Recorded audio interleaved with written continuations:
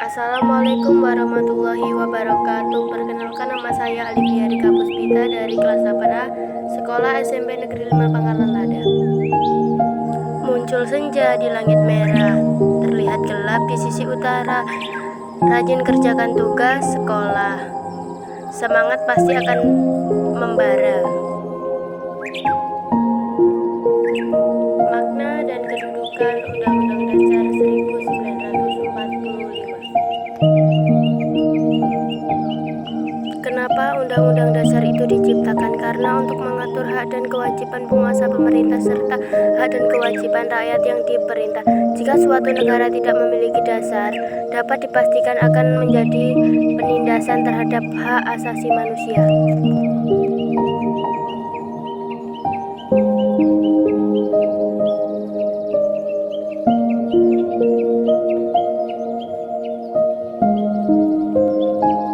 Menurut pendapat Barca, seperti dikutip Arting Blackstock, hal-hal yang menjadi alasan sehingga suatu negara memiliki undang-undang dasar sebagai berikut.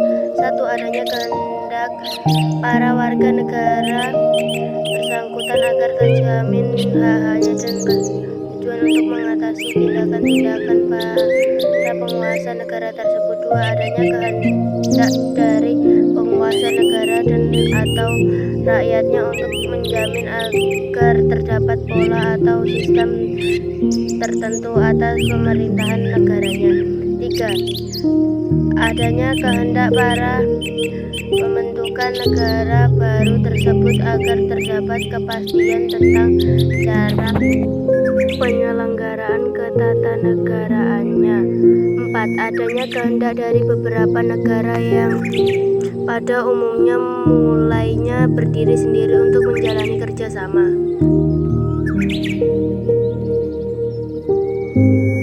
Undang-Undang Dasar Negara Republik Indonesia tahun 1945 merupakan sebagian dari hukum dasar tertulis. Jadi, Undang-Undang Dasar Negara Kesatuan Republik Indonesia bukanlah satu-satunya hukum dasar.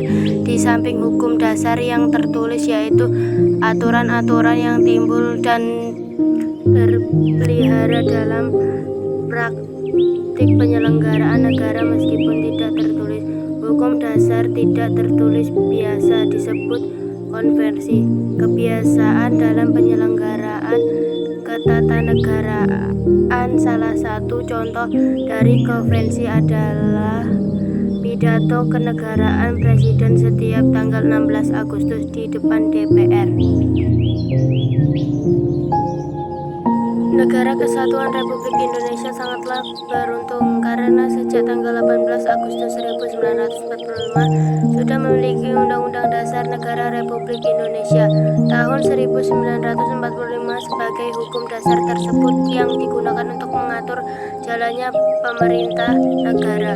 Undang-Undang Dasar Negara Republik Indonesia tahun 1945 merupakan norma hukum tertinggi dalam sistem ketatanegaraan Republik Indonesia yang dijadikan dasar untuk penyusunan peraturan perundang-undangan.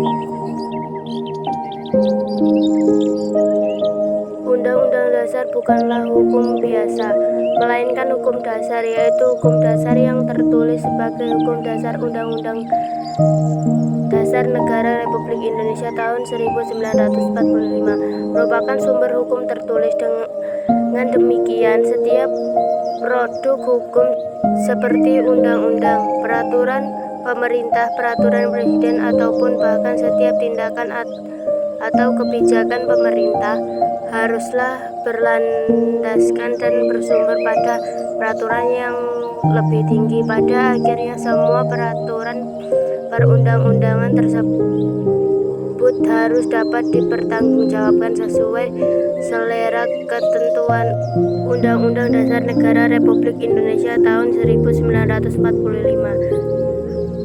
dan muaranya adalah Pancasila sebagai sumber dari segala sumber hukum negara.